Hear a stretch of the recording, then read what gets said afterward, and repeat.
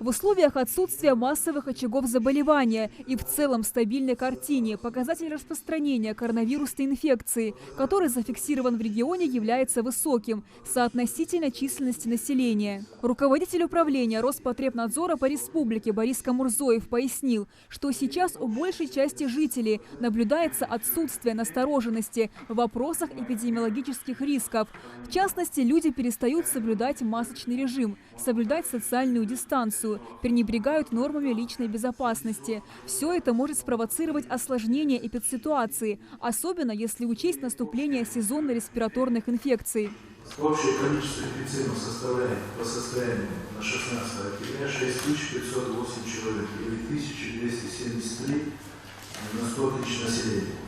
На протяжении последних 2 недель отмечается стабилизация абсолютных цифр ежедневно регистрируемых первичных случаев в интервале от 48 до 55 случаев. Показатель на 100 тысяч населения по количеству зарегистрированных случаев колеблется в среднем где-то в пределах 10, это 9,5 до 10,9. Параллельно с ростом коронавирусной инфекции наблюдается рост заболеваемости внебольничной пневмонии. За последнюю неделю зарегистрировано 32 случая больничной пневмонии. По состоянию на 16 сентября, в сравнении месяц назад, было 39 случаев. На 16 августа было всего 7 случаев. Это говорит о том, что есть еще и грипп у нас, есть другие инфекции, которые нам дают и больше именно небольничных пневмоний.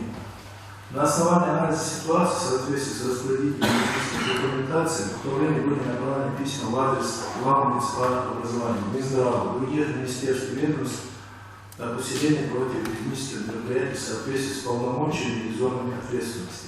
Как доложила в ходе совещания ИО министра здравоохранения Ингушетии Рукия Таршхоева, на сегодня в республике функционирует уже 565 коек. Из них 373 койки с кислородом, в том числе 72 реанимационные. В Сунжинской центральной районной больнице развернуто 10 коек для беременных женщин. В детской республиканской клинической больнице открыто отделение для детей на 20 коек, добавила глава Минздрава.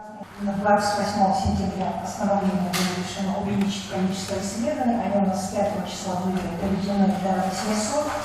И с понедельника прошлого мы дошли до 1000 каких-то. Пока количество исследований, но максимально было сделано только 903. Да, маски носить хорошо, перчатки носить хорошо, но дистанцию соблюдать не нужно. Владимир Сластенин на основании вышеизложенного предложил рассмотреть проектный перечень дополнительных мер по профилактике и противодействию распространению новой коронавирусной инфекции, а также указал на необходимость в продолжении соблюдения мер безопасности. Амина Бокова, Ахмед Парчиев, Лолита Ильянова. Новости 24.